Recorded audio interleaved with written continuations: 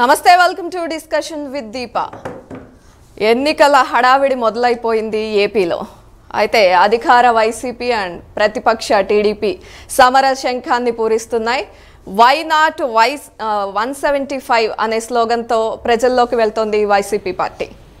అయితే యువగళం పేరుతో ప్రతిపక్ష టీడీపీ పార్టీ కూడా ప్రజల్ని కలిసే ప్రయత్నం చేస్తోంది. మరి వైసీపీ వై నాట్ 175 అంటున్నందుకు వాళ్ళ కాన్ఫిడెన్స్ ఏంటి? ఇవన్నీ చర్చిద్దాం ఈరోజు డిస్కషన్లో మనతో పాటు మాట్లాడబోతున్నారు పొలిటికల్ అనలిస్ట్ నరేష్ గారు, అలాగే పూడి తిరుపతిరావు గారు, బీజేపీ అధికార ప్రతినిధి జూమ్లో జాయిన్ అవుతున్నారు. బివై రామయ్య గారు, వైసీపీ కర్నూలు జిల్లా అధ్యక్షులు జూమ్లో జాయిన్ అవుతున్నారు. నమస్తే అండి అందరికీ కూడా. ఎస్, మొదటిగా నేను బివై రామయ్య గారితోనే స్టార్ట్ చేద్దాం అనుకుంటున్నాను. ఏంటండి మీ కాన్ఫిడెన్స్? వై నాట్ 175 అని గట్టిగా చెప్తున్న పరిస్థితి ఉంది. ఈ రాష్ట్ర అందరికీ, అక్కడ ఉన్న వాళ్ళకందరికీ పేరు పేరున నమస్కరిస్తూ, ముఖ్యంగా దీనికి అంతటికి ఏంటంటే కారణం జగన్మోహన్ రెడ్డి నమ్మకం, విశ్వాసము, కమిట్మెంటు. ఏదన్నా మాట చెప్పితే ఆ మాట మీద నిలబడి నెరవేర్తాడు. ఈ దేశ రాజకీయ చరిత్రలోనే ఏ ముఖ్యమంత్రి కూడా ఒక రాజకీయ అంటే ఎలక్షన్స్ ముందు ఇచ్చిన హామీలు పూర్తి స్థాయిలో నెరవేర్చినటువంటి చరిత్ర ఎక్కడ లేదు. జగన్మోహన్ రెడ్డి గారే 99% పైన నెరవేర్చినటువంటి చరిత్ర.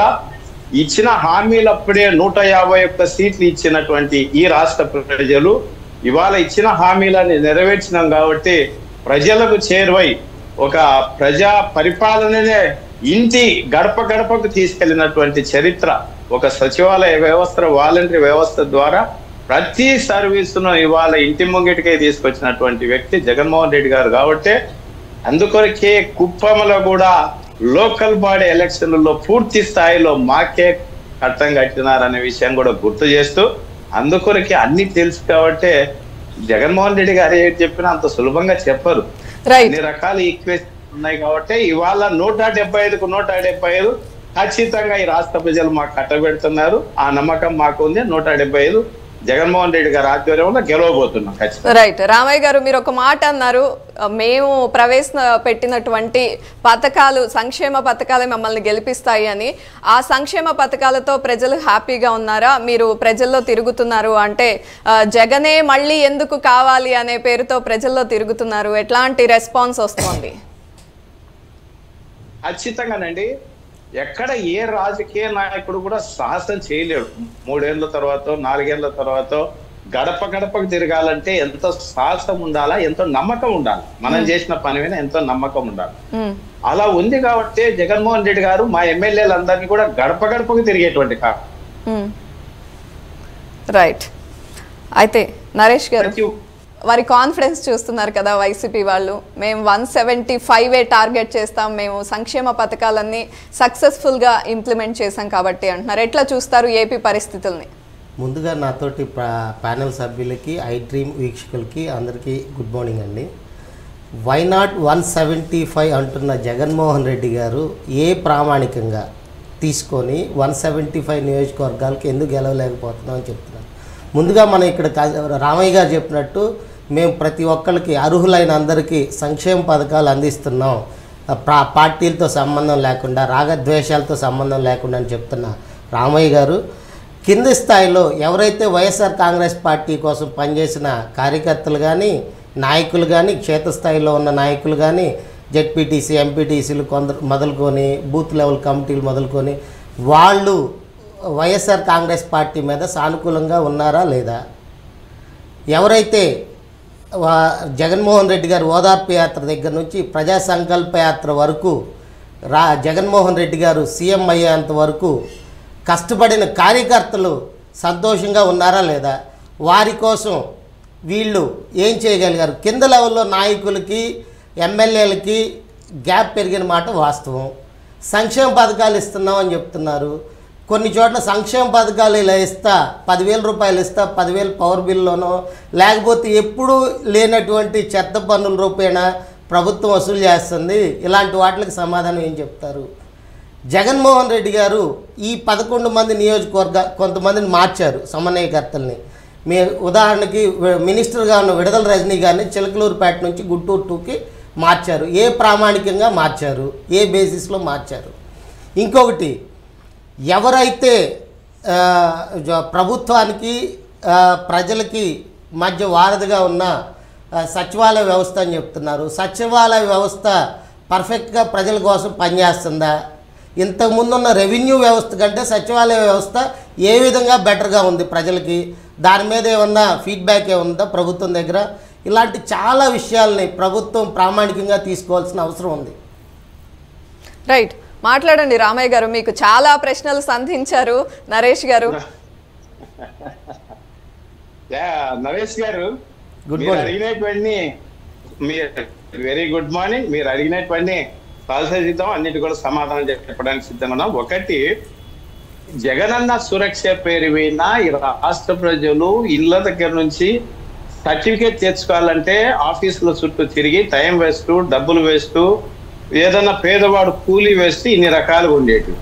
ఇవాళ జగనన్న సురక్ష పేరు విన పెట్టిన తర్వాత 98 లక్షల సర్టిఫికెట్లు ఇళ్ల దగ్గరికి అందజేసినామంటే ఇది వాస్తవం కాదా అని చెప్పి, ఇది సర్వీస్ కాదా అని అడుగుతున్నాం.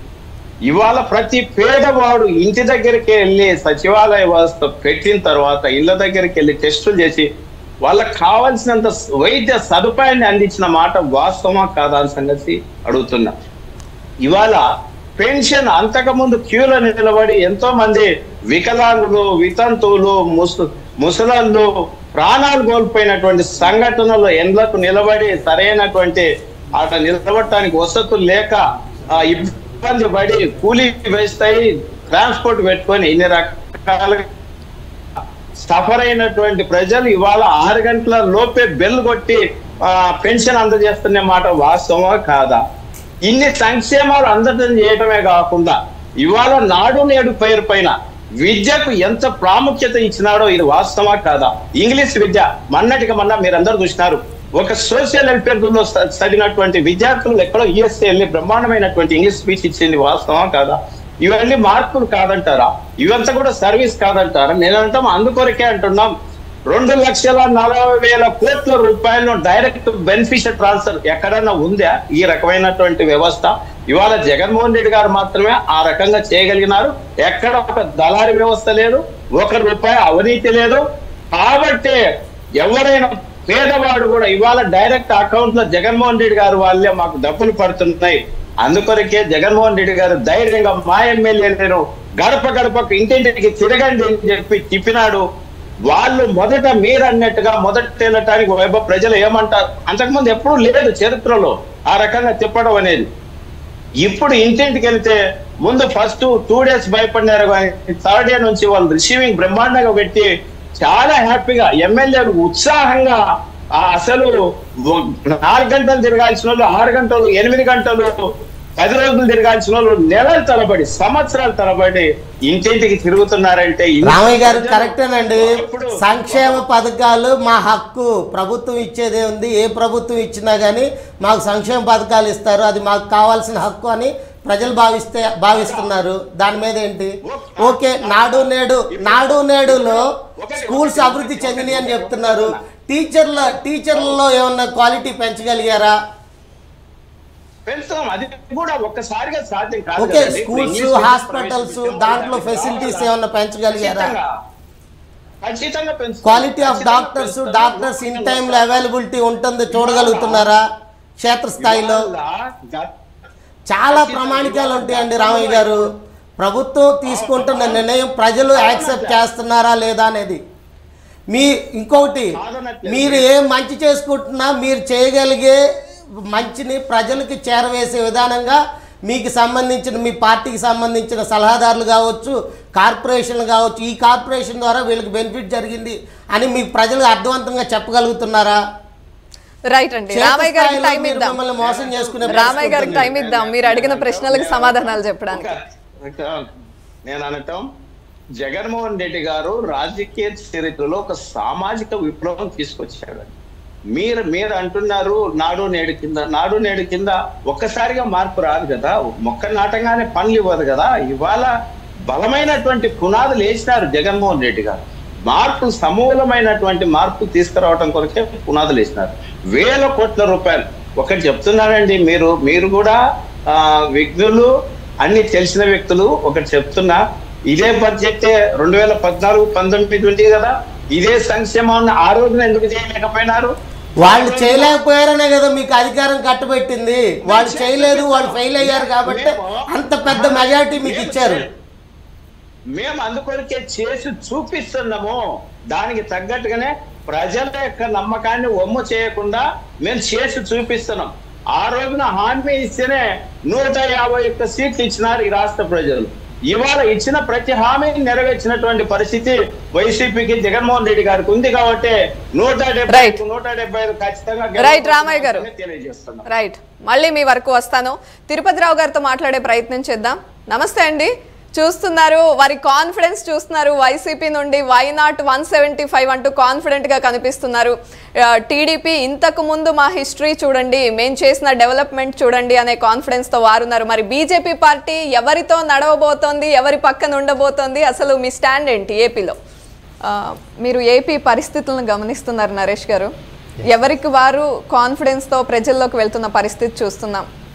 సో మీరు ఎట్లా అనలైజ్ చేస్తారు ఈ పరిస్థితులను? చూడటం కంటే కూడా జగన్మోహన్ రెడ్డి గారు వాళ్ళ పార్టీ కార్యకర్తల కంటే కూడా ప్రశాంత్ కిషోర్ గారి రిపోర్ట్ల మీదే ఎక్కువ డిపెండ్ అయినట్టు అనిపిస్తుంది. నేను ఉదాహరణకు విడుదల రజనీ గారి గురించి చెప్పాను. ఏ ప్రామాణికంగా విడుదల రజనీ గారిని మినిస్టర్ గా ఎంపిక చేశారు. మినిస్టర్ గా ఎంపిక చేసిన వ్యక్తికి అక్కడ సరిగా లేదని చెప్పేసి ఇంకో చోటకి బదిలీ చేశారు. మేరుగు నాగార్జున గారిని మినిస్టర్ చేశారు, అక్కడి నుంచి ఇంకో చోటకి చేశారు. ఏ ప్రామాణికంగా తీసుకున్నారు? లోకల్ నాయకత్వాన్ని ఏమన్నా అడిగి తీసుకున్నారా? ఏంటి, ఏ బేసిస్లో తీసుకున్నారు? ఇక్కడ నిజం చెప్పాలంటే పార్టీ కార్యకర్తలకి, కింద లెవెల్ కార్యకర్తలకి, ఎమ్మెల్యేలకు కావచ్చు, నాయకులకు కావచ్చు, వాళ్ళకి గ్యాప్ పెరిగిన మాట వాస్తవం. ఎలక్షన్ రాగానే వాళ్ళ దగ్గరికి వెళ్తే అధికారంలో ఉన్న పార్టీ కాబట్టి కొద్దిగా ఏదో విధంగా నయానో భయానో రావచ్చు. కానీ వాళ్ళు ఇంతకు ముందు 2019లోను 14లోను చేసిన విధంగా పూర్తి స్థాయిలో పనిచేయడానికి సిద్ధంగా అయితే లేరని అనిపిస్తుంది నాకు. అక్కడ చాలా కరెక్ట్ చేసుకోవాల్సిన అవసరం ఉంది. వైఎస్ఆర్ కాంగ్రెస్ పార్టీ ఏదో వై నాట్ 175 అంటుంది, కానీ రామయ్య గారు చెప్పినట్టు లోకల్ బాడీలో మేము అన్ని విధాలుగా బాగా మెజారిటీ సాధించామంటున్నారు. లోకల్ బాడీ ఎలక్షన్స్లో ప్రధాన ప్రతిపక్షం తెలుగుదేశం పార్టీ అసలు కంటెస్టే చేయలేదు, బాయ్కాట్ చేసింది ఎలక్షన్ని.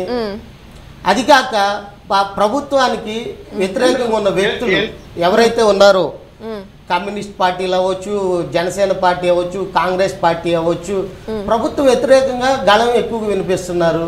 దీన్ని కంట్రోల్ చేయడంలో ఎక్కడ ఫెయిల్ వాళ్ళు నిర్మాణాత్మకంగా చేస్తున్నారా, నిర్మాణాత్మకంగా చేయటం లేదా, ప్రజల సమస్యల మీద చేయటం లేదా అనేది కాదు, ప్రజలకి ఎంత రీచబిలిటీ ఉంటుంది అనేది ఇంపార్టెంట్. అక్కడ ఒక మంగళ షాప్ లో ఒక 10,000 ఇస్తున్నారు అని చెప్తున్నారు.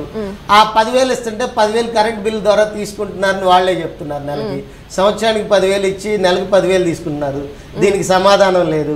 కింద లెవెల్లో చాలా ఇప్పుడు ఏదో అధికారంలో ఉంది కాబట్టి అనుకూలత ఉంది అనే భ్రమంలో ఉన్నారు. కానీ ఒక్కసారి ఎలక్షన్ స్టార్ట్ అయితే, మనం తెలంగాణ ఉదాహరణ తీసుకున్నాం, కాంగ్రెస్ పార్టీ చిన్నాభిన్నంగా ఉంది.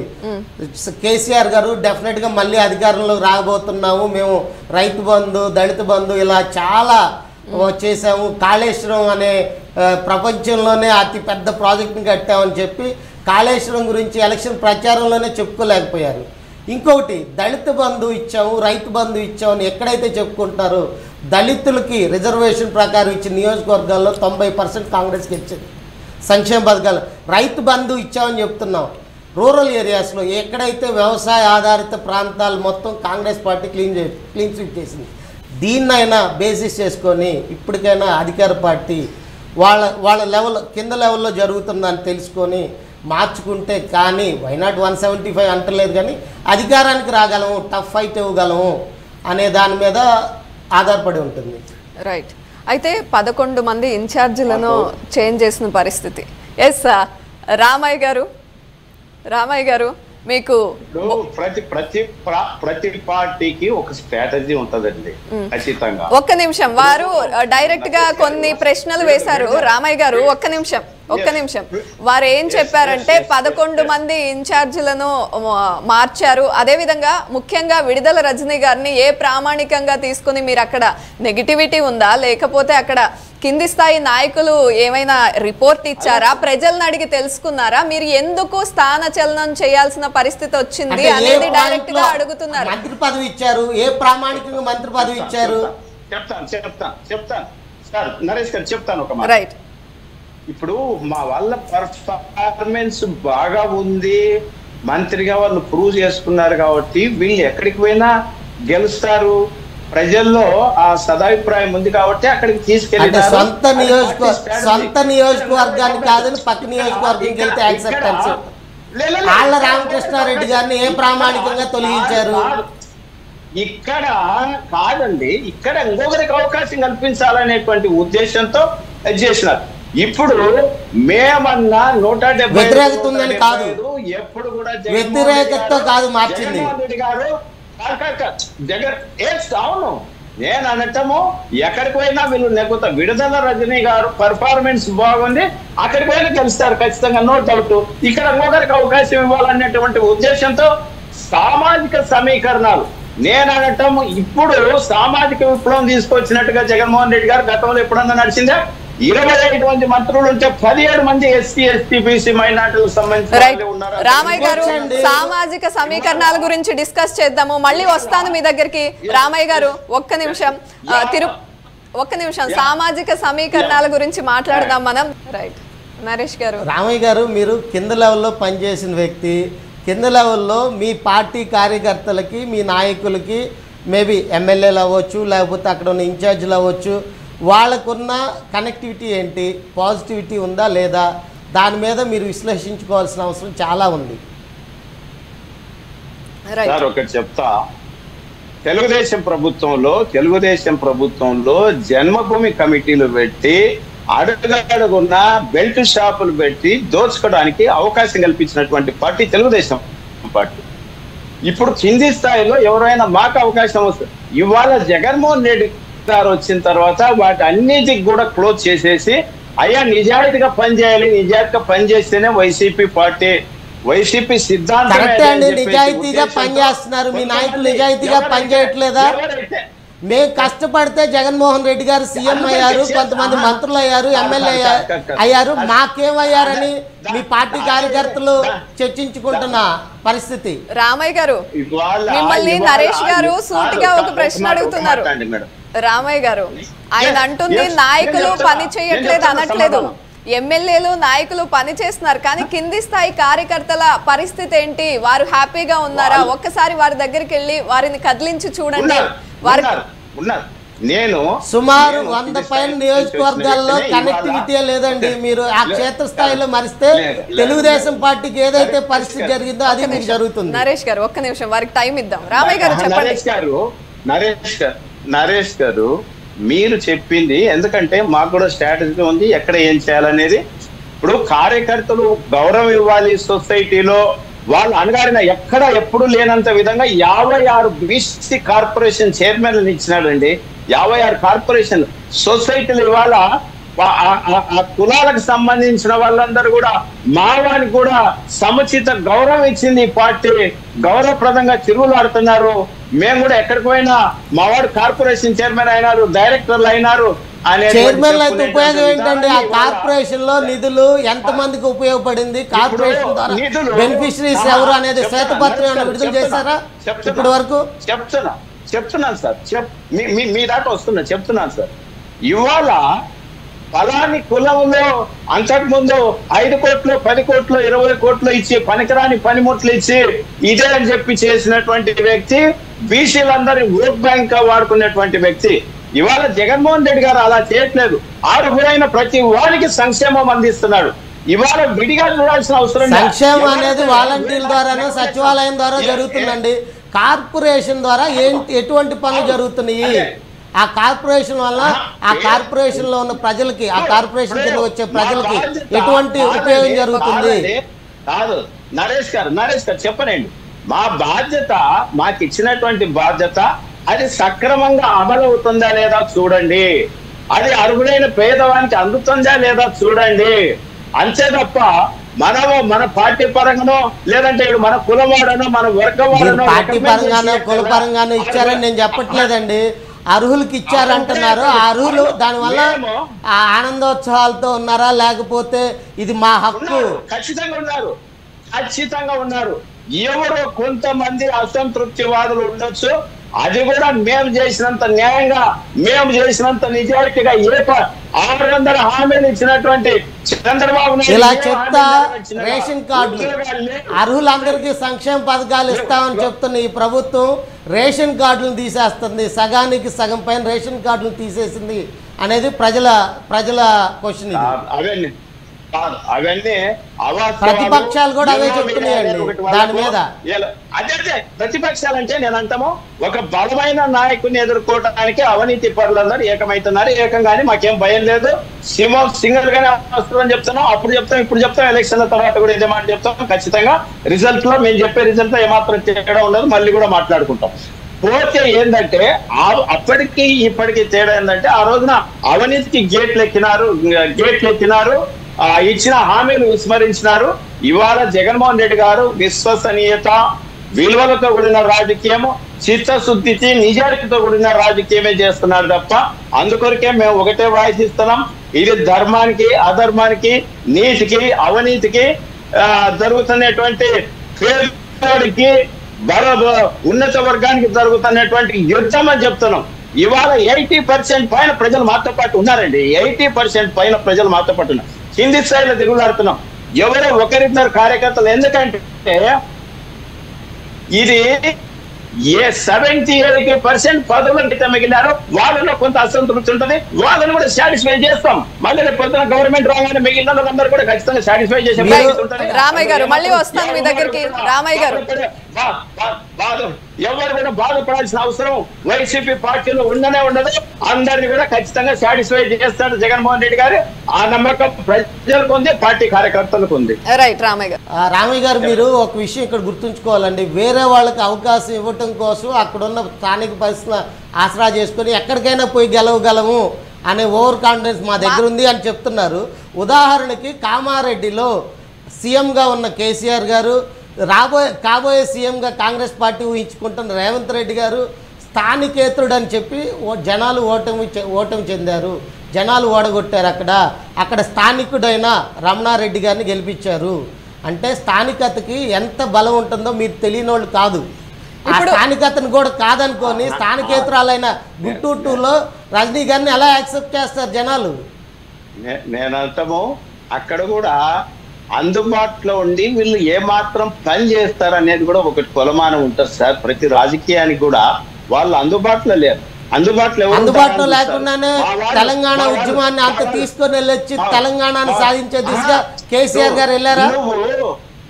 నేను అనటము నేను అంటుంది అదేనండి. నేను అంటుంది ఏంటంటే మనం ఏదో ఒక రీజన్ చెప్పుకోవచ్చు, కానీ ప్రజల యాక్సెప్టెన్సీ కావాలి. దానికి మనం తీసుకున్న నిర్ణయానికి ప్రజల యాక్సెప్టెన్సీ ఇంపార్టెంట్ ప్రజాస్వామ్యంలో. ఇవాళ అందుకొరకే మేము కూడా ఏమంటున్నామంటే, ఇవాళ అసలు ఒక్కొక్క టైంలో నిజంగా చెప్తున్నా, మేము కూడా ఇది పక్కా తెలుగుదేశం ఓటన్నా మనం వీళ్ళకి పథకాలు ఇస్తాను అయినా వాళ్ళు సాటిస్ఫై కావట్లేదు, ఏంది పరిస్థితి అంటే, అబ్బా పోతే పనిలేండి అన్న, అందరూ ఏదో ఒక రోజు వాళ్ళలోనే మార్పు వస్తుంది. తెలుగుదేశం ఓటేసిన వాళ్ళకే సంక్షేమ పథకాలు ఇవ్వడం అంటూ ఎప్పుడు జరగదు. ప్రభుత్వాలు ఓటేసిన వాళ్ళకే ఇస్తాము అనేది అసలు కరెక్ట్ కాదు. మేము ఇస్తున్నాము అని చెప్పుకోవడం కూడా కరెక్ట్ కాదు కదా.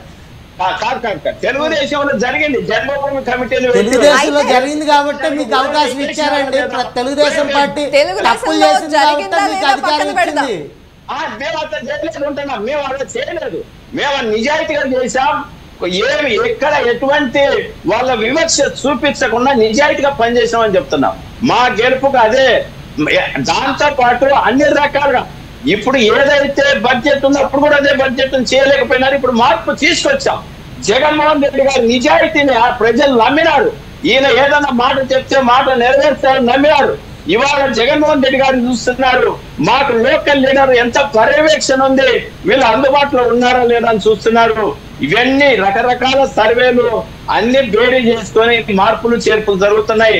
ఖచ్చితంగా 175 గెలవడం కొరకే మార్పులు చేర్పులు అనే సంగతి మీ ద్వారా తెలియజేస్తున్నాం. నరేష్ గారు అయితే మీరు ఇక్కడ పరిస్థితులను చూసారు, తెలంగాణలో మీరు ఇదే కొన్ని పరిస్థితులని అక్కడ ఏపీలో కంపేర్ చేసి మాట్లాడుతున్నారు. ఇప్పుడు స్థానికతకు సంబంధించి మాట్లాడారు. అయితే ఏపీలో వీరు వైనాట్ 175 అనే కాన్ఫిడెంట్గా ఉన్నారు.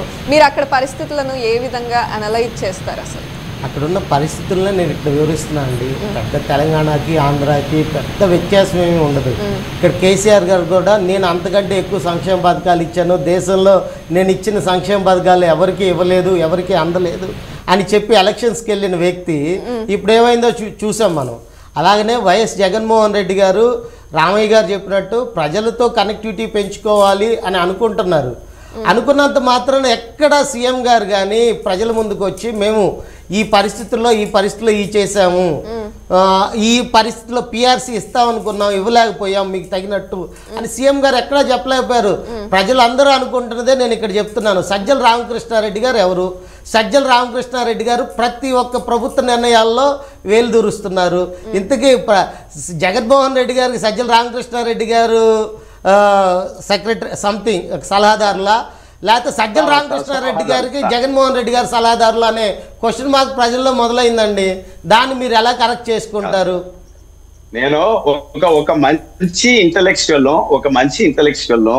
ప్రతి విషయంలో అవగాహన ఉన్న వ్యక్తిని సలహాదారులకు పెట్టుకోవడం తప్పే ఉంది. సమయానికి రకరకాల ఇప్పుడు పెట్టుకోవచ్చండి.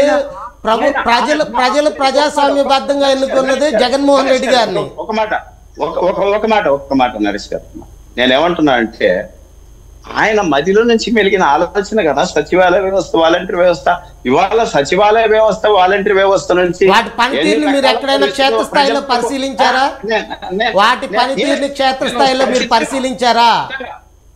ఇవాళ మేము ఎందుకంటున్నామంటే పొద్దున్న లేస్తే అబద్ధాలతో ఒడ్డి వాడుతున్నటువంటి ఎల్లో మీడియా ఏదైతే ఉందో దాన్ని తట్టుకోవడం. ఇప్పుడు దాని మీద కౌంటర్ అయ్యింది సార్. వీళ్ళెక్కడ మేధావులందరూ డెఫినెట్ గా దాని మీద ఎందుకు కౌంటర్ అయ్యండి? నేను మీ మంచి కోసమే చెప్తున్నా. మీరు మంచి పథకాలు ప్రవేశపెట్టారు క్షేత్రస్థాయిలో, దానివల్ల బెనిఫిషరీస్ హ్యాపీగా ఉన్నారా లేదా, మీ పార్టీకి అనుకూలంగా ఉన్నారా లేదా, దాని మీద ఎక్కడైనా చర్చించుకున్నారా కూలంకుషంగా? ఖచ్చితంగా చర్చించుకుందాం. ఖచ్చితంగా రివ్యూ మీటింగులు నడుస్తున్నాయి, రకరకాలుగా నడిచినాయి. అన్ని రకాలుగా మా ఎమ్మెల్యేలకు కూడా గడప గడపగా తిరిగే దాంట్లో అందులో 2 సంవత్సరాల నుంచి జగన్మోహన్ రెడ్డి గారు చెప్తున్నారంటే అంతకుముందు ఎవరైనా చేయగలిగినారు సార్ ఈ రకంగా? అంటే ప్రజల కనెక్టివిటీ. మీరు అధికారంలో ఉన్నారు కాబట్టి వ్యతిరేకత రాకపోవచ్చు, మీరు అధికారంలో ఉన్నారు కాబట్టి వ్యతిరేకత రాకపోవచ్చు. పోలీస్ ప్రొడక్షన్ ఉంటుంది, చాలా ప్రొడక్షన్ ఉంటుంది. ప్రజల్లో తిరిగేటప్పుడు ఒక వ్యక్తి, ఒక ఎమ్మెల్యే స్థాయి వ్యక్తి, మంత్రి స్థాయి వ్యక్తి ప్రజల్లో తిరిగేటప్పుడు వాళ్ళకి చాలా పోలీస్ ప్రొడక్షన్ ఉంటుంది. ప్రజలు కూడా అంత ధైర్యంగా ముందుకు రాకపోవచ్చు. ప్రతి ఒక్కరు ప్రజాస్వామ్యంలో రాజకీయ నాయకులు నిర్లక్ష్యాన్ని, రాజకీయ నాయకుల యొక్క ఏదైనా అవ్వచ్చు, రాజకీయ నాయకుల యొక్క అవినీతిని ఎలక్షన్స్ ద్వారానే, ప్రజలు ఓటు ద్వారానే బుద్ధి చెప్తారు. అది గుర్తుంచుకోవాల్సిన అవసరం ఉంది. దాన్ని బేరీ చేసుకొని మీకు మీ పార్టీ నిర్మాణం జనాల్ని ఇప్పుడు బూత్ లెవెల్లో ఓటర్లను తరలించడం దగ్గర నుంచి బూత్ లెవెల్లో సుదూర ప్రాంతాల్లోంచి ప్రతి ఒక్క కింద లెవెల్ కార్యకర్త మాత్రమే చేస్తాడు. వాళ్ళల్లో చాలా అసంతృప్తి కూడుకొని ఉన్నది. దాన్ని పోగొట్టడం కోసం మీ సీఎం గారు కానీ, మీ ఎమ్మెల్యేలు కానీ, మంత్రులు కానీ ఏమైనా చేయగలిగారా? మీ మంచి కోసం అది జరుగుతుంది. ఎల్లో మీడియా చెప్పింది అందరూ ప్రజలు ఎప్పుడు విశ్వసించట్లేదు. ఇప్పుడు సోషల్ మీడియా వచ్చింది, లేకపోతే కొంతమంది యూట్యూబ్ ఛానల్స్ వచ్చినాయి, చాలా ద్వారా వచ్చినాయి. ఇన్ఫ్లుయెన్సర్స్ అని కొంతమంది వచ్చారు, దాని ద్వారా ఓదరు కొట్టారు ప్రచారంలో తెలుగు తెరాస పార్టీ ఇక్కడ తెలంగాణలో. రైట్, రామయ్య గారు మాట్లాడండి. వైసీపీ కూడా బలమైనటువంటి పునాదులు నిర్మించిందండి. ఇప్పటికే మీరు ఏదైతే ప్రతిపక్షం ఉంటున్నారో మేము కూడా ప్రతిపక్షంలో 5 సంవత్సరాలు గడిపినాం సార్. 2014 నుంచి 19 వరకు ప్రజా సమస్యల పైన విపరీతంగా పోరాటాలు చేశాం. బలమైన పునాదులు వైసీపీ కాబట్టి మీరన్న ఒక ఛాన్స్ కి అధికారం ఇచ్చారు, ఒక ఛాన్స్ ఇవ్వండి అని మీ సీఎం గారు అడిగిన దానికి అధికారం ఇచ్చారు. అది నిరూపించుకున్నాం. ఇవాళ అవకాశం ఇస్తే దాన్ని ఎక్కడ దుర్వినియోగపరచలే, మా వాళ్ళు ఎక్కడ అవినీతి పరులు కాలే. గవర్నమెంట్ పరంగా కూడా ప్రతిదీ ఇవాళ పేదవాడికి అందాలనేటువంటి ఉద్దేశంతో మరి సామాజిక విప్లవం ఒకటే తీసుకురావట్లే. మహిళా సాధికారిత 30 లక్షల ఇళ్ల పట్టాలు మహిళల పేరు మీద రిజిస్ట్రేషన్ చేసి మీరు ఏ ప్రభుత్వం అయినా ప్రజలకి వెల్ఫేర్ స్కీమ్స్ అందించాలి, ప్రజల సంక్షేమం కోరుకోవాలని ఆలోచించింది. మీకు జన్మభూమి కమిటీలు ఎలా అయితే తెలుగుదేశం పార్టీని నాశనం చేసినాయో మీ వాలంటీర్ వ్యవస్థ కూడా అదే పని చేస్తుంది అనేది ప్రజల్లో ఉన్న అభిప్రాయం. ఇప్పుడు సచివాలయ వ్యవస్థ ఉంది, వాలంటీర్ వ్యవస్థ ఉంది, వాళ్ళందరిపైన సూపర్వైజన్ చేయడానికి మా లెక్కటోళ్లకు ఎంతో కొంత అధికారం ఉంది సార్. దాని కొరకే అర్హులు కాని వాళ్ళకు కూడా, ఇల్లు కట్టుకోని వాళ్ళకు కూడా రుణాలు దొంగదారిన మీ సచివాలయ వ్యవస్థ మంజూరు చేస్తుంది లంచాలు తీసుకొని అనేది ప్రజలు మీ క్షేత్రస్థాయిలో పరిశీలించండి. నేను క్షేత్రస్థాయిలో ఉన్న డేటాను మాత్రం మీకు ఇస్తున్నా. ఎక్కడ మీ ప్రభుత్వం తప్పు చేసింది, మీ ప్రభుత్వం అవినీతికి డోర్లు తెరిచిందని ప్రభుత్వంలో అయినా ఎక్కడైనా సరే ఎన్నో వ్యవస్థలు ఉంటాయి. కింది స్థాయిలో కొన్ని అవకతవకలు జరుగుండొచ్చు. నరేష్ గారు అవే వివరించే ప్రయత్నం చేస్తున్నారు. నేను అనటము 16,000 సచివాలయాలలో ఎక్కడో 5 కోట్ల మంది ప్రజానికలు 1-6 తప్పులు జరుగుతాయి సార్. అన్ని 100% పర్ఫెక్ట్ అని మేము అనట్లే, 1-6 మిస్టేక్ జరుగుతుంటాయి. ఆ మిస్టేక్స్ ని భూతత్వం పెట్టి తెల్లారులేస్తే ఆ ఎడిటోరియల్ ఫ్రంట్ పేజీలు లేచి చూపించి దాన్ని ఏదో దేశానికంతా ఇప్పుడు కోట్లు ఖర్చు, 1000 కోట్ల రూపాయలు ఖర్చు పెట్టి నాడు నేడు ఎందుకు చూపించారండి? హాస్పిటల్ లక్షల కోట్ల రూపాయలు పెట్టి కాళేశ్వరం కట్టాను కేసీఆర్ గారు ఎలక్షన్ ప్రచారంలో ఎక్కడ దాన్ని యూజ్ చేసుకోలేదు అంటే అర్థం ఏంటో చెప్పండి.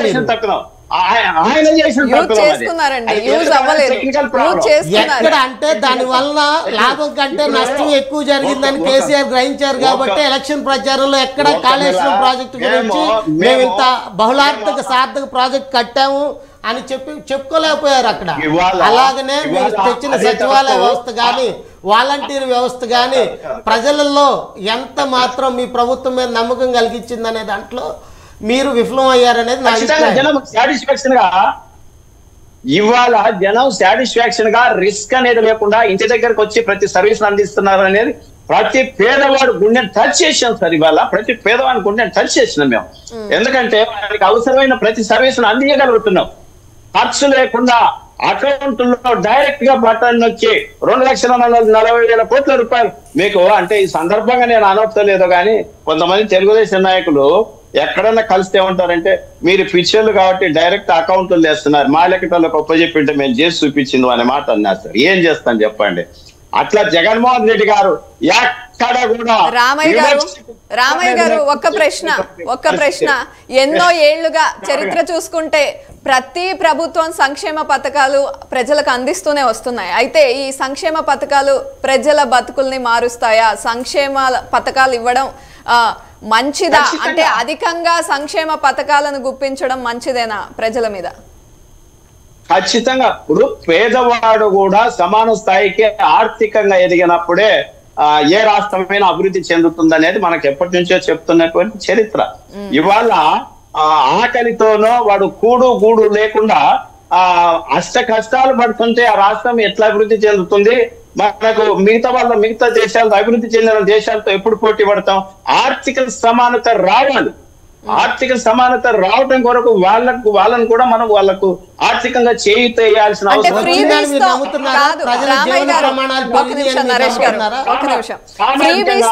ప్రజలు హ్యాపీగా ఉంటారు కానీ ఆర్థిక సమానత వస్తుందా? ఖచ్చితంగా వస్తుందండి, ఖచ్చితంగా వస్తుంది. ఇవాళ ఏ పేదవాడు కూడా ఇవాళ మీకు తెలుసో లేదో కూలికి పోవటం దానికంటే చాలా మంది మహిళలు ఇండ్లలో ఉన్నోళ్ళు కూడా ఇవాళ ఎంతో కొంత స్వయం ఉపాధి పథకాన్ని ఎంచుకుంటున్నారు, వాళ్ళు తయారు చేసుకుంటున్నారు. జగన్మోహన్ రెడ్డి గారు ఇచ్చిన చేయూత డబ్బులతో వాళ్ళు సెల్ఫ్ హెల్ప్ గ్రూపులు పెట్టుకొని ఆదాయ మార్గాలు చూజ్ చేసుకుంటున్నారు. ఎలా ఎక్కడ ఒక ఎగ్జాంపుల్ చెప్పగలరా? చాలా ఇప్పుడు చాలా మంది పాడి పశువులు పెట్టుకుంటున్నారు, గొర్రెలు మేకలు పెట్టుకుంటున్నారు, ఇండ్లలో దుకాణాలు పెట్టుకుంటున్నారు, చీరల వ్యాపారం చేస్తున్నారు. పాడి పశువులు అనేది రైతులు అది చేయటం కూడా చాలా తగ్గిపోయిందండి. ఇంత ముందుతో పోలిస్తే వ్యవసాయం చేయటం కూడా తగ్గిపోయింది. లాభం కంటే నష్టం ఎక్కువ జరుగుతుంది పాడి పరిశ్రమ వలన. మేము చేయట్లేదని చెప్పి చాలా మంది రైతు భరోసా కేంద్రాలు పెట్టి వాళ్లకు నాణ్యమైనటువంటి ఎరువులు, నాణ్యమైనటువంటి విత్తనాలు, ప్రతిదీ సర్వీసెస్ దగ్గరికి తీసుకెళ్ళాం కదా. ప్రతి విలేజ్ లో రైతు భరోసా కేంద్రం పెట్టి ఎక్కడ మోసపోకూడదు రైతు అనేవాడు. అంతెందుకు సార్, నిన్న తడిసిన ధాన్యం అంతా గవర్నమెంట్ సేకరిస్తుంది, ఖచ్చితంగా ఎవరు భయపడాల్సిన అవసరం లేదన్నట్టుగా జగన్మోహన్ రెడ్డి గారు ఎంత నిజాయితీతో చెప్పినాడు సార్. సేకరించారా? మంచి కూడా అప్రిషియేట్ చేయండి సార్. అక్కడ పంటలే పండలేదు, సేకరించామని చెప్తున్నారు. వర్షాలు లేక, కాలువలు రాలేక, ఇదే మాట మీ వర్షాధారిత ప్రాంత లేస్తే ఎన్ని లక్షల పంట నష్టం అని వాళ్ళే రాస్తున్నారు కదా సార్. ప్రతిపక్షాలు చెప్పినట్టు ఎంత నష్టం, ఎక్కడో చోట నష్టం జరిగిద్ది. ఆ నష్టాన్ని ప్రామాణికం చేసుకుని ఓవరాల్ గా ఎన్ని లక్షల ఎకరాల్లో సాగు జరిగింది ఈ సంవత్సరం, దాన్ని బేరీ చేసుకొని వర్షాలు లేవు, దానికి ప్రత్యామ్నాయ పంటలు కలిపి ప్రజల్ని దృష్టి మళ్ళిచ్చారా? రైతు భరోసా కేంద్రాల ద్వారా ప్రజలకి ఎడ్యుకేట్ చేయగలిగారా? రైతులు అంటే అందరూ పెద్ద ఎడ్యుకేట్ అయి ఉండరు. ఎక్కడ జరిగింది ఉదాహరణతో చెప్పగలిగి ప్రజలకు వివరిస్తేనే కదా ఈ ప్రభుత్వం మీద ప్రజలకు ఆదరణ పెరిగేది. ఒకటే కాదు ఖచ్చితంగా అండి. ఇప్పుడు ఎక్కడ ఏ మీడియాలోనూ చూడలేదు ప్రజలకు ఈ విధంగా వర్షాధారం లేదు. నరేష్ గారు ఒక్క నిమిషం టైం ఇద్దాం, వారిని సమాధానం చెప్పే టైం ఇద్దాం. రామయ్య గారు చెప్పండి, ఒక ఉదాహరణ చెప్పండి అంటున్నారు ఆయన. మా కోడుమూరు కాన్స్టిట్యూన్స్ ఉంది, బ్రహ్మాండంగా కేజీ కెనాల్ నీళ్లు తక్కువ అయితే అంటే వాళ్ళందరినీ అలర్ట్ చేసి అయ్యా మీరు ఆరుతడి పంటలు వేసుకోండి, వరి వేసుకుంటే నీళ్ళు ఎక్కువ అవసరం అయితే అన్నట్టుగా చెప్పినారు. దానికి తగ్గట్టుగానే వాళ్ళు వేసుకున్నారు. ఏ పంటలు మీరు సూచించారు చెప్పండి? మీ కాన్స్టిట్యున్సీలో ఏ పంటలు వేసుకోవచ్చు అని సూచించారు ప్రజలకి? మొక్కజొన్న వేసినారు, మొక్కజొన్న బ్రహ్మాండంగా ఉంది. పచ్చకొండ కాన్స్టిట్యున్సీ ఈ అకాల వర్షాల వల్ల ఆ టైంకి వచ్చే పంట నష్టపోయి ఉంటది కదా. ఈ అకాల వర్షాల వలన కాదు ఒకవేళ అది ప్రకృతి ఒక్కొక్కసారి అదే అంటుంది. అది ఎన్ని వేల ఎకరాల్లో మీరు క్యాలిక్యులేట్ చేసి ఇవ్వగలరా డేటా? మీ దగ్గర డేటా ఉందా? ఖచ్చితంగా ఇవాళ ఖచ్చితంగా ఇలా చెప్పుకొని మనల్ని మనం మోసం చేసుకోవడం కాదండి. ప్రజలకి మేము ఎంత మంచి పరిపాలన ఇచ్చాము, ప్రజలకు ఎంత అందుబాటులో ఉన్నాము అనే దానికి చాలా ప్రామాణికాలు ఉంటాయి. దాన్ని బేస్ చేసుకొని మీరు వైనాట్ 175 అంటాం కాదు, దాని సార్థకారిత ఎంతవరకు జరిగింది, మనం చెప్పుకున్న దానికి క్షేత్రస్థాయిలో ఎంతవరకు వెళ్ళింది. రైట్. ఒక్క ప్రశ్న రామయ్య గారు, వైనాట్ 175 అంటున్నారు. అయితే ఇప్పుడు ప్రస్తుతం ఉన్న ఎమ్మెల్యేలు, సిట్టింగ్ ఎమ్మెల్యేలు రాజీనామాలు చేసే పరిస్థితి ఎందుకు వస్తుంది? వైసీపీలో అసలు ఏం జరుగుతోంది? నేను అనటం ఏ రాజకీయ నాయకుడికైనా తక్కువ తీసి పక్కన పెడితేనో లేకపోతే కొంచెం మెంటల్ ఎవరైనా అది సహజ సిద్ధం అండి. కొంచెం దాన్ని ప్యాచప్ చేసుకోవడానికి టైం పడుతుంది. వాళ్ళకు నచ్చజెప్పి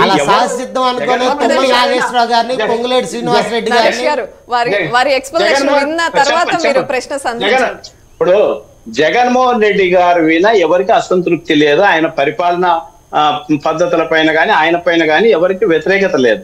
ఒక్కొక్కసారి అక్కడ ఉన్న సమీకరణాల వల్ల కొంత వాళ్ళని ఎవరిని కూడా పార్టీ పక్కన పెట్టే పరిస్థితి లేదు, ఎవరికి అన్యాయం జరగదు. పార్టీ పక్కన పెట్టలేదు రామయ్య గారు, ఒక్క నిమిషం.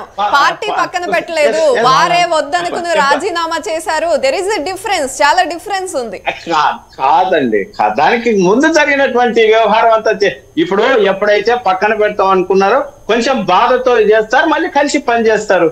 అందులో కాడకూడదు అనుకునే వాళ్ళు, మేము ఇదే అనుకునే వాళ్ళు బయటికి వెళ్ళిపోతారు. బయటికి వెళ్ళిపోతే ఎంత నష్టం జరిగిందో మనకు అంతకుముందు గతంలో చాలా అనుభవాలు ఉన్నాయి, ఇప్పుడు కూడా అనుభవం పూర్వకంగా తెలుసుకుంటారు. నిన్న గాజువాక అజయవన్ రెడ్డి బయటికి వెళ్ళిపోయి అన్నారు. మళ్ళీ నిన్న మా ఇన్ఛార్జ్ వైవి సుబ్బారెడ్డి గారి దగ్గరికి వెళ్ళి ఎగ్జాక్ట్ గా ఇదే పరిస్థితి తెలంగాణలో ఎన్నికల ముందు చూసాం. అధికార పార్టీ నుండి రాజీనామాలు చేసి ఏ పార్టీ స్ట్రాంగ్ గా ఉందో అక్కడికి వెళ్లి ఇక్కడ సమీకరణాలు ఏ విధంగా మార్చేశారో చూసాం. అలా టిఆర్ఎస్ పార్టీ వదులుకున్న పొంగులేటి శ్రీనివాసరెడ్డి గారు, తుమ్మల నాగేశ్వరరావు గారు, జూపల్లి కృష్ణారావు గారు ఈ రోజు ప్రభుత్వం మీద ఛాలెంజ్ విసిరి గెలిచి మంత్రులు కూడా ప్రమాణ స్వీకారం చేశారు వీళ్ళ ముగ్గురు. రామయ్య గారు ఒక్క ప్రశ్న, అలా అసంతృప్తితో ఉన్న సిట్టింగ్ ఎమ్మెల్యేలను బుజ్జగించే ప్రయత్నం ఎందుకు చేయట్లేదు? చేస్తున్నాం, ఖచ్చితంగా జరుగుతుంది. అట్లా వాళ్ళని పిలుచుకొని అసంతృప్తితో ఉన్న కింద లెవెల్ నాయకులు కూడా చేస్తున్నారా? ఒక్క నిమిషం. ఖచ్చితంగా పార్టీ పెద్దలు ఎవరైతే పార్టీ ఇన్ఛార్జీలు కావచ్చు, రామకృష్ణారెడ్డి గారు కావచ్చు, వైవి సుబ్బారెడ్డి గారు కావచ్చు, సాయిరెడ్డి గారు కావచ్చు, సీఎం గారు కావచ్చు, అందరు పిలుచుకొని ఎవరి స్థాయిలో వాళ్ళు సముదాయిస్తున్నారు. చిన్న కొద్దిగా అసంతృప్తులు అనేది సహజం ఉంటాయి. వాటి అన్నిటి కూడా మేము సర్దుబాటు చేసుకుంటాం. పార్టీ అంతర్గత వ్యవహారం ఇది. ముందు నుంచి కూడా జగన్మోహన్ రెడ్డి గారు చెప్తున్నారు. పార్టీలో అంతర్గతంగా చర్చ జరుగుంటే అది మేము క్వశ్చన్ చేసే పరిస్థితి వచ్చేది కాదు. ఇది అంతర్గత వ్యవహారం లాగా లేదు, బయటకు వచ్చేసింది. పార్టీ మీటింగ్ ప్రతిసారి ఎమ్మెల్యేలతో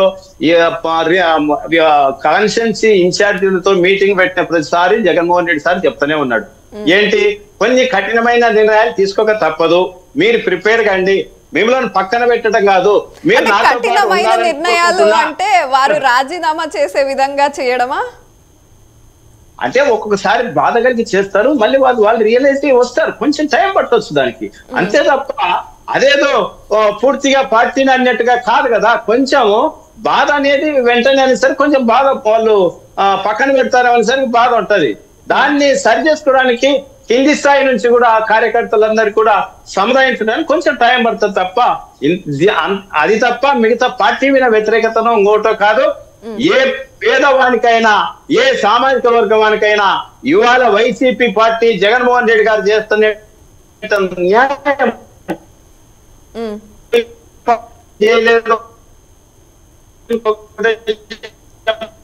క్యాండిడేట్ కూడా లేరు చాలా కాన్స్టిట్యూన్సీలలో వాళ్ళకు. అందుకొరకే చంద్రబాబు నాయుడు ఇది 14 సంవత్సరాలు ముఖ్యమంత్రిగా చేసిన వ్యక్తి లోకల్ బాడీలో పోటీ చేయలేకపోయినాడు. తర్వాత అందుకొరకే ఆయన గెలవలేమనేటువంటి ఉద్దేశంతోనే ఇవాళ మిగతా పార్టీలు కాళ్ళ పట్టుకొని ఎవరితో తగ్గడానికి ప్రయత్నం చేస్తున్నాడు. ఇది కాదు, ఆయనకు తెలిసిపోయింది. ఇప్పటి నుంచే వాళ్ళు కుంటి సాకులు వెతుక్కుంటున్నారు, ఓటమికి బలమైన కారణాలు వెతుక్కుంటున్నారు. అదే నిదర్శనం, అదే వైసీపీ యొక్క బలమైన సంగతి కూడా. వారు వైసీపీని ఓడించడానికి మేము కలిసి కట్టుగా వస్తున్నాం టీడీపీ జనసేన, ఖచ్చితంగా 2024 ఎన్నికల్లో మేము ఓడించి తీరుతామని వారి వైపు నుంచి ధీమా వ్యక్తం చేస్తున్నారు. ఎట్లా చూస్తారు దాన్ని? బలం అంటూ ఉంటే ఇవాళ జగన్మోహన్ రెడ్డి గారు ఫ్రమ్ ద బిగినింగ్ నుంచి కూడా సింగిల్ గానే వస్తది, అవతల ఎంతమంది తోడేళ్ళు వచ్చినా ఎదుర్కోవడానికి సిద్ధం అంటున్నాడు. ఎప్పుడైనా సరే చంద్రబాబు నాయుడు ఏ ఎలక్షన్ అయినా సరే నేను సింగిల్ గా పోటీ చేస్తున్నానని మాట అనగలిగినాడా? అంత బలం ఉంటే ఎప్పుడు వెన్నుపోటు రాజకీయాలు, మోసపూరిత రాజకీయాలు, అబద్ధాల రాజకీయాలు కాదు. వారు దానికి ఒక సమాధానం చెప్తున్నారు. మాతో పాటు కలిసి రావడానికి పార్టీలు ఉన్నాయి, వైసీపీతో వెళ్ళడానికి ఏ పార్టీ కూడా సిద్ధంగా లేదు, అదే మా విజయం అని చెప్తున్నారు వారు. ఎవరికైనా అంటే మనిషి అన్నాక కొన్ని ఎథిక్స్, కొన్ని సిద్ధాంతాలు ఉంటాయి కదా. మరి ఈయనకి ఏ సిద్ధాంతం ఉంది? ఒక ఎలక్షన్ బీజేపీతో కలుస్తాడు, ఒక ఎలక్షన్ కమ్యూనిస్టులతో కలుస్తాడు, ఒక ఎలక్షన్ కాంగ్రెస్ తో కలుస్తాడు, ఒక ఎలక్షన్ టీఆర్ఎస్ తో కలుస్తాడు. దేశంలో ఎన్ని పార్టీలు ఉన్నాయో అన్ని పార్టీలతో జతకలిసినటువంటి వ్యక్తి చంద్రబాబు నాయుడు. అంటే అందరు ఈయన మెచ్చేది, ఈయన పోయి కాళ్ళ పట్టుకొని ఎట్లా రెండు దిక్కు దిమానం లేని పార్టీలో పట్టుకొని ఈయన ఊరేగటం తప్ప, అంటే ఎవరు భుజాల్లో బీజేపీ పార్టీని అంటున్నారా? దిక్కు దివాణం లేదు పార్టీలు అంటే ఇవాళ వాళ్ళు ఆయనతో జత కలిసే వాళ్ళు ఎవరైనా కావచ్చు ఉంటున్నా, చంద్రబాబు నాయుడుతో జత కలిసే వాళ్ళు ఎవరైనా కావచ్చు. ఇవాళ పవన్ కళ్యాణ్ పరిస్థితి కూడా అదే. ఆయన భుజాల మీదకి ఈయనను ఆయన మీద ఎక్కించుకొని చెప్తా అంటున్నాడు. ఎంతసేపు చెప్తాడు? అయిపోయాక 3 నెలలు 4 నెలలు, ఆ తర్వాత ఆయన అడ్రస్ ఉండదు, ఈయన అడ్రస్ ఉండదు. ఖచ్చితంగా ఈసారి ఒకటే చెప్తున్నాం, మళ్ళీ కూడా మనం కలుస్తాం. ఎక్కడ పోయేది అనేది 175 తెలుగుదేశం పార్టీ మిగతా పార్టీలు ఈ రాష్ట్రంలో నుంచి అడ్రస్ గల్లంత కావటం ఖాయమని సంగతి రాసి పెట్టుకోండి, ఖచ్చితంగా చెప్తున్నాం. రైట్. నరేష్ గారు అయితే మీరు కింది స్థాయి కార్యకర్తల గురించి ఎక్కువగా మాట్లాడుతున్నారు, అది నేను చూస్తూనే ఉన్నాను. ఫ్రమ్ ద బిగినింగ్ కార్యకర్తల గురించి మాట్లాడుతున్నారు. వైసీపీలో కార్యకర్తలు అంత డిస్సాటిస్ఫైడ్ గా ఉన్నారా? డెఫినెట్ గా అది జగన్మోహన్ రెడ్డి గారి వరకు రీచ్ అవ్వలేకపోవచ్చు, కానీ ఎమ్మెల్యేలకి ఆ వ్యతిరేకత ఇప్పుడు కూడా ఉంది, వాళ్ళకి తెలుసు, దే నో దట్. బట్ వాళ్ళు దాన్ని కప్పిపుచ్చుతున్నారు అధికారాన్ని అడ్డం పెట్టుకొని. దాన్ని ఎప్పుడైతే ఆ గ్యాప్ని ఫిల్ చేయలేకపోతే మీరు ఎన్ని సంక్షేమ పథకాలు ఇచ్చినా, డైరెక్ట్గా బెనిఫిషరీస్కి ఇచ్చినా, నాడు నేడు దాంతో హాస్పిటల్స్, స్కూల్స్, ఫెసిలిటీస్ పెంచామని మీరు చెప్పుకుంటున్నా, కానీ కింద లెవెల్ బూత్ లెవెల్ నాయకులు కావచ్చు, లేకపోతే గ్రామ మండల లెవెల్ నాయకులు అవ్వచ్చు, ఎలక్షన్ సిస్టంలో వాళ్ళే నిర్మాణాత్మకమైన పాత్ర పోషిస్తారు. అది ప్రతి ఒక్క రాజకీయ పార్టీకి తెలుసు. వాళ్ళని విస్మరించారనేది నిజం. జగన్మోహన్ రెడ్డి గారు ఇంతకు ముందే 2 సంవత్సరాల క్రితమే నేను ప్రజల్లోకి రచ్చబండి అనే కార్యక్రమం ద్వారా వెళ్తానని చెప్పి ఇంతవరకు వెళ్ళలేకపోయారు. ఎందుకు వెళ్ళలేకపోయారు? జగన్మోహన్ రెడ్డి గారు అధికారంలో లేనప్పుడు కానీ, పార్టీ స్థాపించినప్పటి నుంచి కానీ తన కోసం సపోర్ట్ చేసిన వ్యక్తులు ఇప్పుడు ఎంతమంది ఉన్నారు, ఎంతమంది లేరు అనే దాన్ని కూడా విశ్లేషించుకోవాల్సిన అవసరం. పూర్తిగా స్ట్రాటజిస్టులు నమ్ముకొని రాజకీయాలు చేయటం వలన చాలా నష్టపోతారు. 10 సంవత్సరాల అధికారంగా దూరం అండగా నిలబడిన కార్యకర్తల్ని ఎవరు లేరు. సోషల్ మీడియాలో ఇంతకు ముందు వైఎస్ఆర్ కాంగ్రెస్ పార్టీ కోసం ఇండివిజువల్ గా పనిచేశారు. ఇప్పుడు వాళ్ళు ఎవ్వరు ఎక్కడ పిక్చర్ లో కనబట్టలేదు. నేను చూశాను. సజ్జల భార్గవరెడ్డి ఆయన ఏంటి మా మీద డామినేషన్ అనేది కూడా చాలా మంది క్వశ్చన్ రైజ్ చేశారు. నేను చెప్తా ఇవాళ కార్యకర్తల అసంతృప్తి అనే దాని గురించి గతంలో మీరు మంచి విశ్లేషకులు, అనుభవం ఉన్న వాళ్ళు, అన్ని రకాలుగా నాలెడ్జ్ ఉన్న వాళ్ళు, ఇప్పుడు ఇచ్చినన్ని పదవులు గతంలో ఏ రాజకీయ పార్టీ అయినా ఎప్పుడైనా ఇచ్చినటువంటి చరిత్ర ఉందా? పదవులు ఇచ్చారు బీసీలు అని చెప్తున్నారండి. ఒక మాట చెప్పండి. 82,000 పదవులండి బీసీలకు ఇచ్చింది. గ్రామ స్థాయి వార్డు ఉపయోగం ఏంటి అంటున్నా? పదవులు ఇచ్చారు, ఉపయోగం ఏంటి? దాని వలన మీ పార్టీ కానీ ప్రజలకు కానీ ఏమన్నా ఉపయోగపడుతుందా? మీ ఉద్దేశంలో ఉపయోగం అంటే డబ్బులు సమకూర్చి పెట్టడమా రాజకీయం అంటే? డబ్బులు సమకూర్చమంటలేదండి.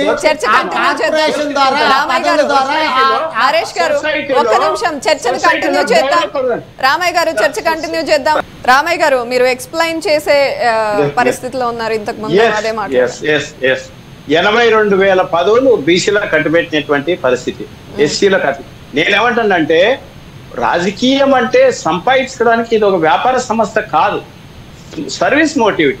సొసైటీలో నేను ఒక వాల్మీకి సామాజిక వర్గానికి చెందినటువంటి వ్యక్తినండి. మేయర్ కమ్ జిల్లా ప్రెసిడెంట్ ఉన్నా. నా కమ్యూనిటీలో అంతా నాకు గౌరవం కాదా? నన్ను గౌరవించరా? మావానికి కూడా సముచితమైనటువంటి స్థానం కమ్యూనిటీ ఏదైనా డెవలప్ చెందిందా? ఖచ్చితంగా ఏ విధంగా చెప్తే కదా ప్రజలకు అర్థమయ్యేటట్టు చెప్పాలి కదా. అట్లీస్ట్ మీ కమ్యూనిటీ ప్రజలకైనా అర్థమయ్యేటట్టు చెప్పాలి కదా. నరేష్ గారు ఒక ప్రశ్న అడుగుతున్నారు.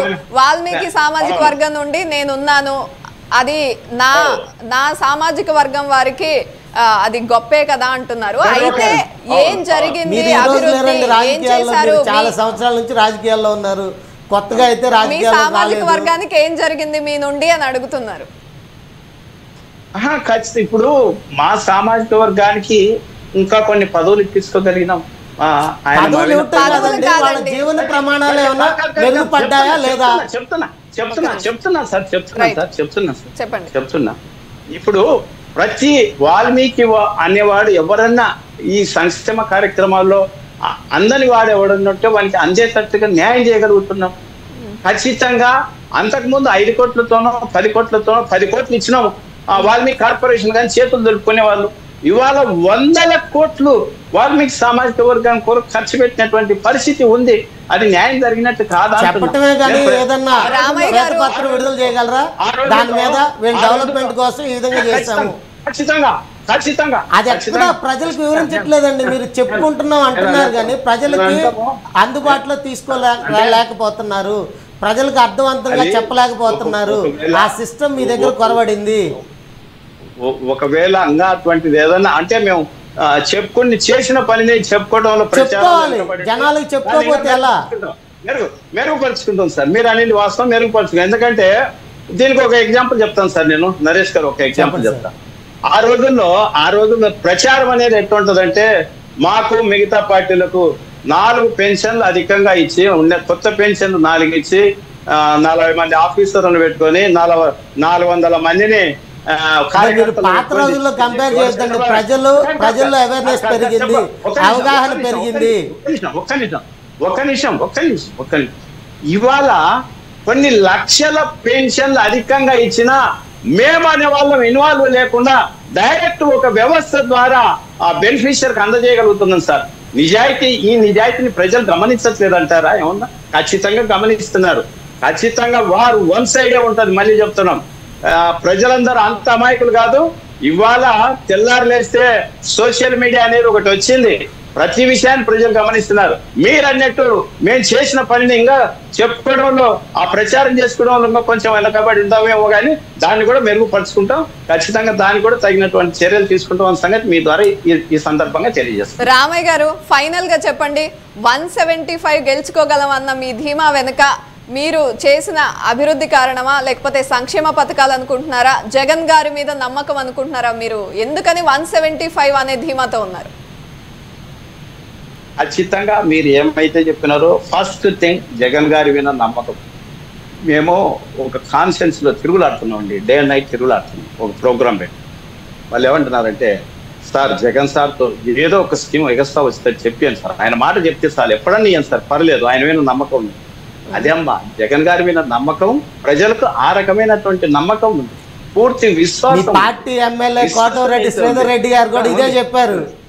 జగన్ మీ పార్టీ ఎమ్మెల్యే అయిన కోటమిరెడ్డి శ్రీధర్ రెడ్డి గారు కూడా ఇదే చెప్పి పక్క పార్టీలోకి వెళ్ళి ఈ రోజు లోకేష్ గారిని, చంద్రబాబు నాయుడు గారిని విపరీతంగా కీర్తిస్తున్నారు. ఇప్పుడు చంద్రబాబు నాయుడుని మించిన మోసకాని ఈ దేశ రాజకీయ చరిత్రలో లేరని మీరు చెప్తున్నారండి. మీ ఎమ్మెల్యేనే మంచి వ్యక్తి అని చెప్తున్నారు. కాదు కదా, అంటే మన నిజాయితీ ఎంత అనేది కూడా గమనించాలి కదా సార్. మనం ఒక అవినీతి పరుణ్ణి, ఒక అబద్ధాల కోరును మనం మెచ్చుకుంటున్నాం అంటే మన నిజాయితీని మనం అలాంటి అవినీతి పరులకు సపోర్ట్ చేసే వాళ్ళని మీరు ఎమ్మెల్యేలుగా తయారు చేస్తున్నారు. మీ ఎమ్మెల్యేనే కదా ఆయన కోటమిరెడ్డి శ్రీధర్ రెడ్డి గారు. ఒక మాట, ఇప్పుడు 2014 నుంచి 2019 వరకు 23 మంది ఎమ్మెల్యేలను చంద్రబాబు నాయుడు డబ్బులు పెట్టి కొన్నాడు. మేము తయారు చేసింది అదంతా జగన్మోహన్ రెడ్డి గారు కష్టార్జితం, చెమటొచ్చి కష్టపడి. అందుకనే కదా మీకు అధికారం ఇచ్చింది. మీరు వల్లభనేని వంశీ గారిని, మద్దాల గిరి గారిని, వాసుపల్లి గణేష్ గారిని, వీళ్ళందరినీ మీరు కర్ణం బలరాం గారిని ఏ ప్రాతిపదికన మీ పార్టీలో చేస్తున్నారు? కన్ను కప్పపోతేనే అధికారికంగా మీ పార్టీలో ఉన్నట్టున్నారు కదా, అనాధికారికంగా. రైట్, కన్క్లూడ్ చేద్దామండి రామయ్య గారు. కన్క్లూడ్ చేద్దాం. మా పరిపాలన మెచ్చి మాతో పాటు అదే అండి, కేసీఆర్ గారు కూడా అదే చెప్పారండి.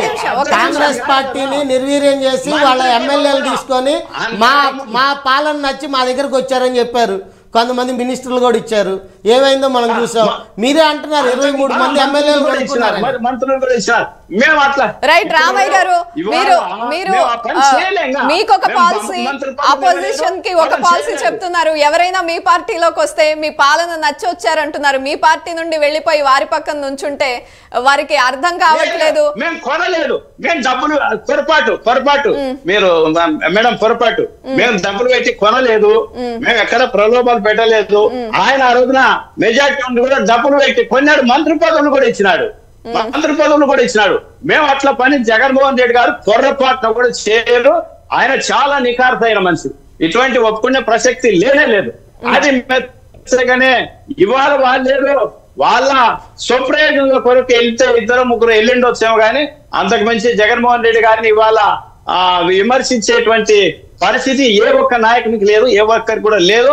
ఆ అవకాశం మా సీఎం గారు ఎవరికి ఇవ్వరు. ఫైనల్ గా ఈ పరిస్థితులన్నీ చూస్తున్నామండి. వాళ్ళైతే ఎక్కడా కాన్ఫిడెన్స్ తగ్గట్లేదు. ఖచ్చితంగా జగన్ గారి మీద ఉన్న నమ్మకమే మమ్మల్ని గెలిపిస్తుంది మళ్ళీ 2024లో అంటున్నారు. ఫైనల్ గా మీరేమంటారు? వాళ్ళు కరెక్ట్ చేసుకోవాల్సిన విషయాలేంటి, అంశాలేంటి? చాలా విషయాలు ఉన్నాయండి. ఎలక్షన్ సిస్టమ్కి వచ్చేళ్ళకనే ఈ వాలంటీర్ వ్యవస్థ కానీ, సచివాలయ వ్యవస్థ కానీ ఈ ఎలక్షన్ని ఇన్ఫ్లుయెన్స్ చేయలేరు. వాలంటీర్ వ్యవస్థ కూడా అక్కడున్న ఎవరో అధికార పార్టీకి సంబంధించిన సభ్యులు నియమించిన వ్యక్తులే కానీ వాళ్ళని సొసైటీ ఇన్ఫ్లుయెన్స్ చేసే వ్యక్తులు కాదు. ప్రజలు కూడా సంక్షేమం అనేది తీసుకునేది మా హక్కు అని భావిస్తున్నారు. సంక్షేమం అనేది మాకు రావాల్సింది మాకు ఇస్తున్నారు, వాళ్ళ జేబుల్లో నుంచి ఎక్కడా ఇవ్వట్లేదు. వైఎస్ఆర్ కాంగ్రెస్ పార్టీ ఏ విధంగా తెలుగుదేశం పార్టీని కంపేర్ చేసుకుంటుంది కానీ వాళ్ళ పరిపాలన ఏ రోజుకి ఆ రోజు ఎందుకు పెంచుకుంటున్నాం, ఎందుకు పెంచుకోలేకపోతున్నాం దాని మీద విస్తీకరించి చర్చించుకోవట్లేదు. ఇంకొకటి, లోకల్ బాడీ ఎలక్షన్స్లో మేము కంటెస్ట్ చేసాము, గెలిచాము, 100కి 90% మేమే గెలిచామని చెప్తున్న రామయ్య గారు కానీ, వైఎస్ఆర్ కాంగ్రెస్ పార్టీ అధికార సభ్యులు కానీ ఎవరైనా కానీ అక్కడ చాలా 40% నియోజకవర్గాలను అనానమస్ చేయించారు, బెదిరించి చేశారని ఆ రోజు చంద్రబాబు నాయుడు గారు చెప్పి ఎలక్షన్ బాయ్కాట్ చేశారు. అది ఏ రీజన్ అయినా అవ్వచ్చు, వాళ్ళ దగ్గర కంటెస్ట్ చేయడానికి లేకపోవచ్చు, ఇంకోటి అవ్వచ్చు. కొన్ని నియోజకవర్గాల్లో మాచర్ల, కొన్ని నియోజకవర్గాల్లో బెదిరించి, కొన్ని రాయలసీమ జిల్లాల్లో బెదిరించి కంటెస్ట్ చేయకుండా ఉన్నారని మనం చాలా చూసాం. ఈ అన్నిటిని కరెక్ట్ చేసుకొని ప్రజల దగ్గరికి వెళ్ళి ప్రజలకి జగన్మోహన్ రెడ్డి గారు నో డౌట్ ఎట్ ఆల్ నా పరిపాలన నచ్చితేనే నాకు ఓటేయండి అని ఏ రాజకీయ నాయకుడు ఇంతవరకు చెప్పలేదు. అది చెప్పారు. అది చెప్పటం కాదు, ఆచరణాత్మకంగా ఎంతవరకు ఉంది. అధికారంలో లేకపోతే ఏ పార్టీ నిలబడదు అనే పరిస్థితులు చాలా చూసాం మనం. వైఎస్ఆర్ కాంగ్రెస్ పార్టీ రాజశేఖర రెడ్డి గారి మరణం ద్వారా సంభవించిన పార్టీ. కొన్ని మనం ఏమనుకుంటాం, పరిస్థితులు what ever it is, sentiment ఆధారంగా రాజశేఖర రెడ్డి గారు చనిపోయారు, జగన్మోహన్ రెడ్డి గారికి అన్యాయం జరిగింది, ఆ సెంటిమెంట్ ఆధారంగా పార్టీ ఏర్పడింది. తద్వారా జరిగిన ఎలక్షన్స్లో సుమారు 80% నియోజకవర్గాలు గెలిచారు. కాంగ్రెస్ పార్టీ నుంచి రాజీనామా చేసిన, లేకపోతే ఇంకో పార్టీ నుంచి రాజీనామా చేసిన ఎమ్మెల్యేలు. తర్వాత 2014లో జరిగిన ఎలక్షన్స్లో 2% తేడాతో వైఎస్ఆర్ కాంగ్రెస్ పార్టీ అధికారాన్ని కోల్పోయింది. చాలా కారణాలు ఉంటాయి ఎలక్షన్స్లో. అప్పటి వరకు సోదిలో లేని తెలుగుదేశం పార్టీ అధికారంలోకి వచ్చింది. మనం చూసాం తెలంగాణలో 1 నెల 2 నెలల ముందు వరకు ఎలక్షన్ డేట్స్ ఎలక్షన్ కమిషన్ నిర్ణయించేంత వరకు కూడా కాంగ్రెస్ పార్టీలో క్యాండిడేట్లు లేరు అనే పరిస్థితి నుంచి అధికారం వచ్చేదాకా చూసాం. ఏ విధంగా జరిగింది, వాళ్ళలో ఉన్న కాంగ్రెస్ పార్టీలో టీఆర్ఎస్ మీద వ్యతిరేకత అవ్వచ్చు, కాంగ్రెస్ పార్టీ సమిష్టిగా కలిసి పనిచేయటం అవ్వచ్చు, చాలా ఫ్యాక్టర్స్ ఉపయోగపడినాయి. ఇప్పుడైనా తెలంగాణ రిజల్ట్స్ని దృష్టిలో ఉంచుకొని మేము సంక్షేమ పథకాలు ఇచ్చాం. ఇక్కడ కూడా దేశంలో ఎవరు ఇవ్వలేని పథకాలు మేము ఇచ్చాం. కింది స్థాయిలో దగ్గర నుంచి ప్రజలకు అందుబాటులో ఉన్నది. మేము సచివాలయ వ్యవస్థ జరుగుతున్నాం. సచివాలయ వ్యవస్థ కింద స్థాయిలో పని జరగటం అనేది 50% చాలా వాళ్ళు చెప్తున్న దాంట్లో 10% కూడా వర్క్ చేయట్లా సచివాలయ వ్యవస్థ. అక్కడ కూడా ఎక్కడైతే రెవెన్యూ వ్యవస్థ లంచాలు తీసుకొని ప్రజల్ని ఇబ్బంది పెడుతుందో అదే విధంగా లంచాలు తీసుకుంటున్నారు. మానిటరింగ్ ఏముంది? సచివాలయ వ్యవస్థ జరుగుతుంది, దానికి మానిటరింగ్ ఉందా? వాలంటీర్ వ్యవస్థ ఉంది, మానిటరింగ్ ఉందా? దాని మీద ఉన్న రిజల్ట్ ఏంటి? ప్రజలకి ఎంతవరకు కింద లెవెల్ నాయకులతో సంబంధం లేకుండా ప్రజలకి అందుబాటు జరుగుతుంది? వాస్తవమే, కాదని చెప్పట్లేదు. ఎటువంటి అవినీతి పాల్పడకుండా జరుగుతుంది అంటున్నా, వాస్తవమే. కాకపోతే దానివల్ల జరుగుతున్న అడ్వాంటేజ్ ఎవరైనా చూస్తారు. మనం ఎగ్జామ్లో కష్టపడి రాస్తామండి, రాసిన తర్వాత ఒకటి 90% వస్తుంది, కొంతమంది ఫెయిల్ అవుతారు. 100 వస్తాయన్న కూడా 50 వచ్చిన పరిస్థితి కూడా ఉంటుంది. ఆ రోజు టైం లేట్గా. ఏదైనా కానీ ప్రజలకి ఈ ప్రభుత్వం మంచి జరిగింది, ప్రజల వలన మేము బెనిఫిట్ జరిగాము, మళ్ళీ జగన్మోహన్ రెడ్డి గారే కావాలి అని అనుకుంటే డెఫినెట్గా రావచ్చు. బట్ ఆ పరిస్థితి అక్కడ కనిపించట్లేదు. వాళ్ళు ఇంకా వాళ్ళ మీడియాని చూసుకొని ఇంకోటి చూసుకొని చంద్రబాబు నాయుడు గారు ఏదైతే మీడియాని అడ్డం పెట్టుకొని వాళ్ళ ఎల్లో మీడియా వాళ్ళు చెప్తున్నట్టు ఏ విధంగా అయితే అభూత కల్పనలో ఉన్నారో అదే విధంగా జగన్మోహన్ రెడ్డి గారు ఉన్నారనేది వాస్తవం. రైట్. మీరు ఆ వాస్తవాలను సరిదిద్దుకొని ఎంత మంచి చేసినా కానీ ప్రజలు ఇంకా కావాలని కోరుకుంటారు, మాకు ఇంకా కావాలని చెప్తూ ఉంటారు. మీరు కొంతమందికి రేషన్ కార్డులు తీసేశారు, రేషన్ కార్డులు కూడా తీసేసింది కరెక్టే, దాన్ని ప్రజలు యాక్సెప్ట్ చేయట్లా. వాళ్ళ పిల్లోడు ఐటీ రిటర్న్ కడుతున్నాడు, ఈ రేషన్ కార్డులో ఉన్నాడు అని చెప్పి రేషన్ కార్డు తీసేశారు, దాన్ని యాక్సెప్ట్ చేయట్లేదు. ఇంతకంటే 200 100 మీ ప్రామాణిక మీద ఉంటుంది, ఆ కరెంటు బిల్లు ఇంతకంటే ఎక్కువ వస్తే మేము తీసేసామని చాలా ప్రామాణికాలు పెట్టి తీసేశారు. మా రేషన్ కార్డు ఎమ్మెల్యేలు కూడా స్వయాన సీఎం గారి దగ్గర మొరపెట్టుకున్న అంశం ఇది. కింద లెవెల్లో మా రేషన్ కార్డులు తీసేస్తున్నామంటే పబ్లిక్కి జరిగిన విషయం, మీకు తెలుసు ఆ విషయం. సీఎం గారి దగ్గర దృష్టికి కూడా వెళ్ళింది. ప్రజల్లో అసంతృప్తే కదా అది. రామయ్య గారు కింది స్థాయిలో ఏ తప్పులు జరుగుతున్నాయో నరేష్ గారు మీకు క్లియర్ గా ఎక్స్ప్లెయిన్ చేసే ప్రయత్నం చేశారు. మరి వీటన్నింటినీ ఒక సమీక్ష నిర్వహిస్తారా? ఇప్పుడు దాని కొరకే స్పందన సిన్సియర్ గా ప్రతి కంప్లైంట్ ను కూడా దాన్ని సాల్వ్ చేయాలా, దానికి రీజన్ ఉండాలనేది ఒకటి పెట్టారు జగన్. స్పందన అనేది కాంగ్రెస్ గవర్నమెంట్ లో ఉంది, తెలుగుదేశం గవర్నమెంట్ లో ఉందండి. జగనన్నకు చెప్పుదాం అనే కార్యక్రమం కూడా టోల్ ఫ్రీ నెంబర్ ఇచ్చి పెట్టాడు. ఖచ్చితంగా టోల్ ఫ్రీ నెంబర్ వర్క్ అవట్లేదని చెప్పి అపోజిషన్ లీడర్ లో లైవ్ లో మీడియాలో కాల్ చేసి చెప్తుంటే ఏం జరిగిందో మనం చూసాం. ఎప్పుడో ఒకసారి వాళ్ళు తెలుగుదేశంలో అవన్నీ డ్రామాలు వేస్తారులేండి సార్. అవి డ్రామాలు కాదండి, రిజల్ట్. ఏంటంటే ఇప్పుడు నాకు తెలిసినంత వరకు జగనన్నకి చెబుదాం అనేది ఫెయిల్ ప్రోగ్రామ్. జగనన్నకి చెప్పారా?